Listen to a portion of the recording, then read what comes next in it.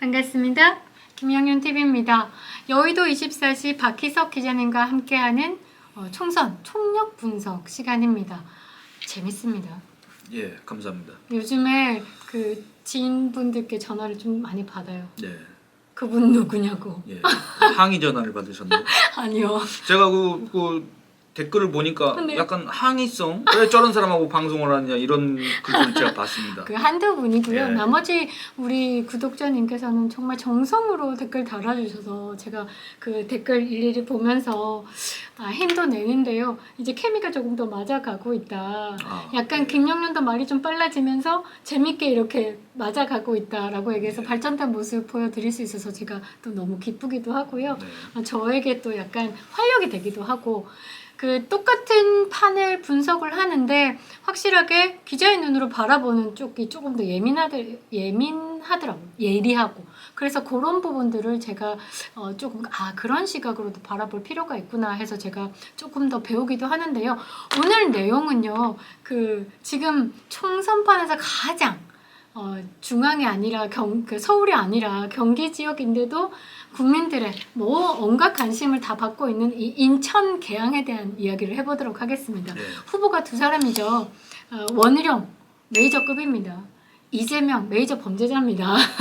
이렇게 그런 의심을 받는 사람이죠. 예. 아니요, 전과 사범 저는 픽스된 그걸 범죄 경력이 있는 사람이죠. 근데 앞으로도 이제 많은 혐의를 들고 있으니까 4월 2일에는 대장동 지금 재판 또 갔습니다. 이제 발이 닳도록 다니는데 아무튼 이 두 분께서 토론회를 진행을 하셨어요. 인천 계양구 지역구에 대해서 지역 예. 발전을 어떤 식으로 할 것인가에 대해서 토론을 했는데 예.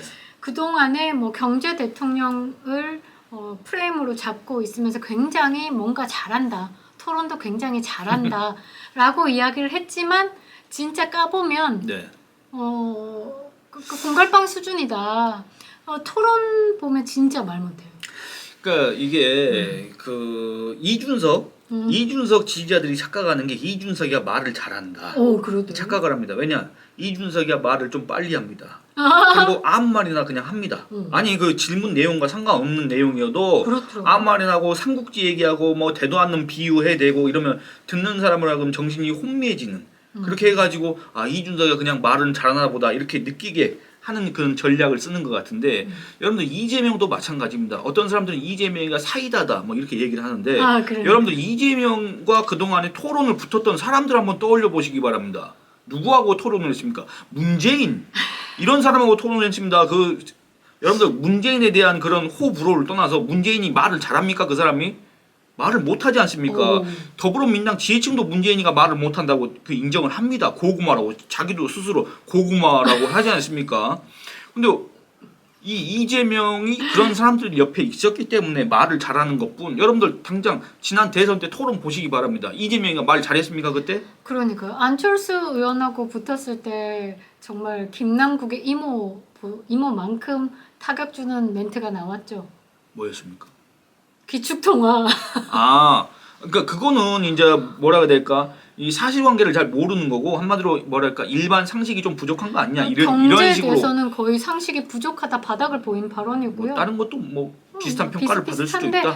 근데 이번에 그 인천 계양 지역구의 후보로 출마한 이 두 분 TV 토론회 아마 그 4월 2일에 OBS 경인TV 9시 방송 이 시청률 폭발하지 않을까 저는 맞습니다. 보고 있는데요. 이 원희룡을 상대로 이재명 얼마나 답답했을까 그리고 발렸을까. 그러니까 물론 그 녹화 방송이니까 토론은 나갔어요. 그런데 토론 과정에서 드러나는 감정들 그리고 B컷이라고 하죠. 다른 방송국들의 촬영분을 이제 공개하지 말아달라라고 이야기를 했는데 이 원희룡 후보 측에서는 그런 거 상관없다. 왜냐면 이것도 어찌 보면 선거 운동 중에 하나인데 그 다음에 후보를 또 부각시킬 수 있는 방법 중에 하나인데 열려있다라고 얘기했지만 그 TV 토론회에서 감정 컨트롤을 못했던 이재명 입장에서는 이런 B컷들이 굉장히 거슬린다.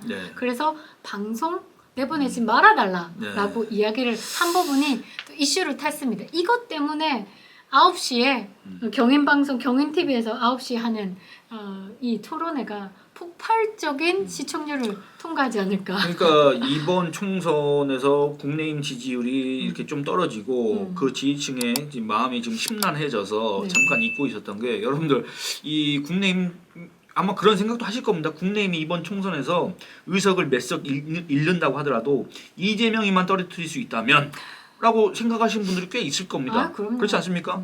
여러분들 지금 더불어민주당의 총선 전략은 뭔지는 잘 모르겠습니다만 이 이재명, 그 더불어민주당을 지금 주도하고 있는 이재명의 목표는 뭐겠습니까? 여러 가지가 있겠습니다만 주요한 목표가 나를 지키는 거. 이거 아니겠습니까? 근데 맞습니다. 이재명이 만약에 국회의원직에서 날아간다. 그러면 모든 게 다 수포로 돌아가지 않습니까? 사실은. 그러네. 그래서 이재명한테는 오히려 더불어민주당이 뭐 10석, 20석 날아가는 것보다 자기가 당선되는 게 더 중요하다 이렇게 생각할 수도 있는데 여기에서 이 만난 사람이 바로 원희룡이다 그겁니다. 그러네. 여러분들 이 원희룡이라는 사람은 뭐 그 옛날에 그 대학 시험 그 뭡니까 요즘에 수능을 뭐 연합고사, 전국 수석입니다. 학력고사 뭐 그거 전국 수석이지 않습니까? 네네네. 그리고 이 사람은 또 사시도 아마 수석으로 통과를 했을 그러네. 겁니다. 이 사람 같은 경우에는 이 지역구의 그 인천 계양을 아마 그 주요 저기 뭡니까 랜드마크 이런 것뿐만 아니라 이 재개발 단지, 재건축 아파트 이런 것들 다 외웠을 겁니다. 그리고 그렇죠. 거기에 대한 현안 이런 것도 다 외웠을 겁니다. 외우고 현장 답사도 다 했을 겁니다. 엄청 부지런한 사람입니다. 이 사람을 그 전에 지지했든지 안 했든지 떠나서 이 사람이 부지런하다는 거는 인정할 수밖에 없습니다. 근데 이 토론에서 이런 이제 문답이 오고 갔다는 겁니다. 이재명이가 여기에서 거의 2년 가까이 국회의원을 했지 않습니까? 근데 원희룡 여기에 온 지 얼마나 됐습니까? 한 2달 됐습니까? 근데 이 원희룡이 이재명한테 이 계양을 지역의 재건축 아파트 문제에 대해서 물어봤더니 아파트 어디가 이름조차. 뭐가 있고 뭐 거기가 무슨 아파트인지 아느냐라고 물었더니 모른다. 그걸 왜 물어보느냐? 이렇게 대꾸를 했다고 기사가 나왔습니다. 네네. 기사가 나왔는데 그거 지금 아마 검색하면 안 나올 수도 있습니다. 지금 말씀대로 예. 제가 봤는데 지금은 수정이 됐어요. 기사가 아, 수정이 됐어요. 예. 아마 그 보좌 측에서 뭐 전화를 해서 그러니까 내려달라 했겠죠. 이게 아까 앞서서 소개해주신 네네. 이재명 측에서 이걸 비공개로 하고 보도 유예를 해달라고 했던 거를 지금 이런 것들을 얘기하는 걸 겁니다. 그러니까 이 토론에서 이재명이가 국회의원으로 2년 동안 있으면서 해당 지역에 대해서 전혀 현안에 대해서 관심이 없었구나. 아니 여러분들 말로는 누구나 다 여러분 제가 여기서 만약에 국회의원 되면 이 지역 발전을 위해서 이렇게 하겠습니다라고 했을 텐데 말로는 다 할 수 있습니다. 근데 그거를 실천을 했느냐, 그럴 만한 실력이 있었느냐, 그게 다른 문제지 않습니까? 근데 제가 이제 접한 그 기사 내용에 따르면 이제 그 지역 발전에 대해서 이런 재건축 문제에 대해서 또 뭐 어떤 기반 시설에 대해서 원희룡 국토부 장관이었지 않습니까? 네. 이 사람이 그동안에 뭐 했냐, 뭔 노력을 했느냐, 내가 국토부 장관이었는데 나 만난 적 한 번이라도 있느냐? 그래. 라고 하니까 이재명이 이제 거기서 이제 약간 당황을 했다. 당황과 왜냐면 분노도 했어요. 왜냐면 생각해 보시기 바랍니다. 이재명이는 선거만 치르면 허위사실 공표로 걸리는 사람입니다. 2018년 경기지사 선거 때도 그랬고 지금 2022년 대선 때도 그 허위사실 공표가 2건이나 있어가지고 네, 지금 재판받고 있지 않습니까? 네, 네, 네. 근데 여기서 또 딴소리 했다가는 또 허위사실 공표 맥관왕이 되는 겁니까?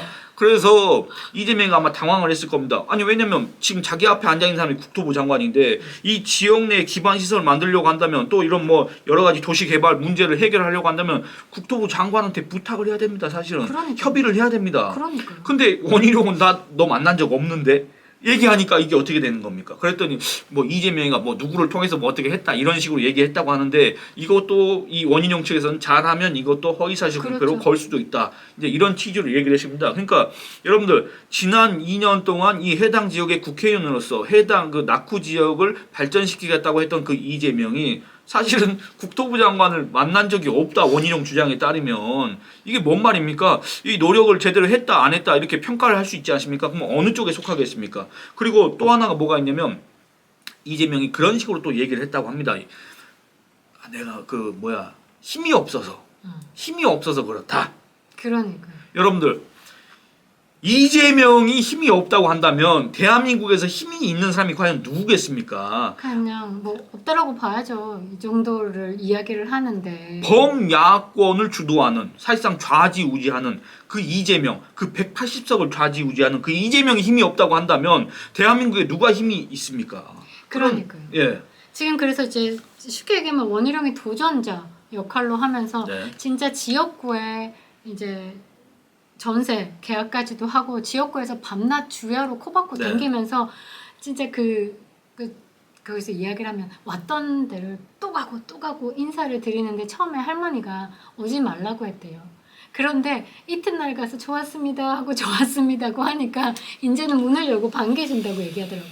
그러니까 이런 식으로 지금 아이스 브레이커 이렇게 하고 있는 중인데 이재명을 보시면요. 그동안에 내놨던 제 손으로 들어왔으니까 한 2년 정도 그 기간 동안에 지역구 발전을 위해서 뛰었냐? 아니죠. 단식했죠. 법원 댕겼죠. 오로지 범인 방탄을 위해서 댕기고 있고 지금은 또 전국의 유세 현장을 돌고 있습니다. 그러니까 지역구에 일주일에 한 2번 정도 온다더라고요. 2번 정도 오는 사람이랑 월화수목 금금금을 달리고 있는 사람이랑 지역구 현안에 대해서 체크하는 게 당연히 보좌진들한테 받는 거와 뭐 지역의 사진을 보는 것과 진짜 발품 팔고 댕기면서 골목골목을 다니는 거와는 완벽히 다르다. 네. 그런데 상대가 수석 상관왕 지금까지 선거 불패의 원희룡이다. 그 말은 방법을 안다는 거죠. 예. 제대로 된 도전자가 들어왔다. 그래서 네. 이번에 보니까 1년 반에 공약도 안 지키고 공약을 지킬 노력도 안 보였고 이런 부분에 대해서 이제 공격을 하는 거죠. 도대체 지금까지 와서 뭐 했냐? 지역을 위해서 열심히 했냐? 그러면서 원희룡이 얘기하는 게 정직하게 하겠다. 정직하게 하겠다. 진짜 댕기겠다. 이거를 그 토론해서 이제 펼쳐냈는데 진짜 그동안에 비정상적이고 정직하지 못했던 행보를 보였던 이재명에게는 지금 아프게 당한 거죠. 그러니까 이게 뭐냐면 보도 유해 이런 것들이 토론을 실제로 보는 사람들은 전 국민 중에 몇 명 되지 않을 겁니다. 사실은 관심을 제일 많이 갖고 있는 선거구고 그다음에 뭐 이재명은 아주 유력한 차기 주자 중에 한 명이고 원희룡도 그 지지율은 약간 미미하지만 어쨌든 대권 주자에 속하는 사람이고 그렇죠. 이런 사람들이 인천 계양을이라는 선거구에서 맞붙는다. 이 사람들이 토론을 한다. 그리고 뭐 더불어민주당 측에서는 이재명이가 사이다다 이렇게 얘기했지만 원희룡은 정말로 그야말로 대장동 일타 강사로서 이재명이를 이렇게 깨부신 사람 아닙니까? 맞습니다. 그렇기 때문에 이 둘의 대결이 정말로 흥미진진할 것이다 이렇게 기대를 하고 있는데 이게 만약에 기사가 나오지 않습니까? 도배가 될 거 아니겠습니까? 그러면은 사람들이 관심이 없던 사람들도 혹은 뭐 이런 되죠? 토론이 있었는지 모르는 사람들도 9시에 TV 켜고 보게 된다 그겁니다. 유튜브 들어가서 생중계 기다린다 그겁니다. 그러니까요. 그렇기 때문에 보도 유예 비공개를 해달라 이게 이제 그런 취지에서 아마 요청을 한 게 아닌가 이런 생각이 듭니다. 진짜 지금 원희룡 후보도 TV 토론의 보도 유예에 대해서 선관위하고 OBS에 공식 항의했고요. 네. 이거는 국민의 알 권리 예. 그리고 솔직히 선거 중립을 지키지 않는 부분에 대해서 또 알린 거죠. 이런 부분에 대해서 중립 네. 제대로 지켜달라라고 하면서 이제 지금 선거의 공정성을 지금 해쳤다. 예. 그리고 뭐 일방적으로 이재명 예. 후보 측의 예, 특정 예. 후보의 일방적인 요청만 그게 받아들여서 그렇게 하는 거는 예, 수용할 수 있는 권한이 선관위에 있는 것인가?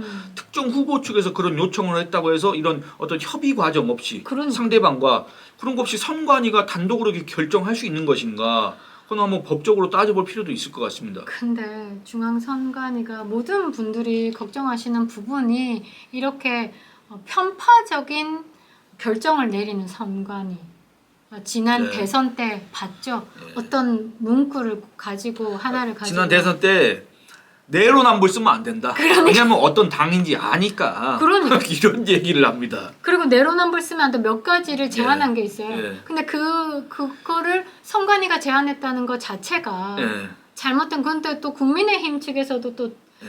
측에 제안하는 몇 가지가 있었고 예. 그 더불어민주당은 다 열어놨어요. 그게 딱 이게 정확히 들어맞는 비유는 아닌데 옛날에 한 70년대에 네. 아침 이슬이라는 노래 있지 않습니까? 그게 이제 뭐 금지곡이 됐다고 합니다. 근데 왜 금지곡이 됐냐? 거기에 가사에 무덤이 나온답니다. 무덤. 네. 그러니까 왜 가사에 노래에 무덤이라는 그 부정적인 단어가 등장하냐? 금지곡 이렇게 때렸다는 것처럼 내로남불을 모시게 한다. 왜냐면 어딘지 아니까. 이게 뭔 말입니까? 선관위가 그런 행태를 보여야 하는데 이런 것도 아마 그런 취지의 비판이 충분히 가능하지 않을까 그런 네. 생각이 듭니다. 그러니까 제가 볼 때는 남은 시간 다급하다. 네. 지금 민주당 측에서는 그동안에 200석 운운하다가 네. 갑자기 뭐 양문석, 김준혁, 뭐 이재명 등등등의 뭐 공룡운도 있고 공룡운 네. 뭐 그다음에 뭐 이런 등등등의 이제 문제가 발생하니까 지금 남은 기간 동안 버텨보겠다. 뭐든 이제 네. 때려 맞고 보자 이런 네. 식이기 때문에 지금 이제 무리수를 두고 있다. 이게 제가 볼 때는 선관위도 거의 뭐 짬짬이 같은 느낌이 있으니까 네. 분명 아마 공정성 이런 거는 그냥 냅다 저기 쓰레기통에 버렸다고 저는 보고 있고요. 뭐 이재명이 원하는 식으로 일방적인 요청이 받아들여질 거다라고 저는 보고 있는데 이거 심판하는 거는 이제 진짜 국민의 힘이 할 일이라고 보고 있습니다. 총선에 보수 유권자들의 최대 응집력을 보여주시기 바랍니다. 오늘 영상 여기서 마치도록 하겠습니다. 네. 감사합니다. 감사합니다.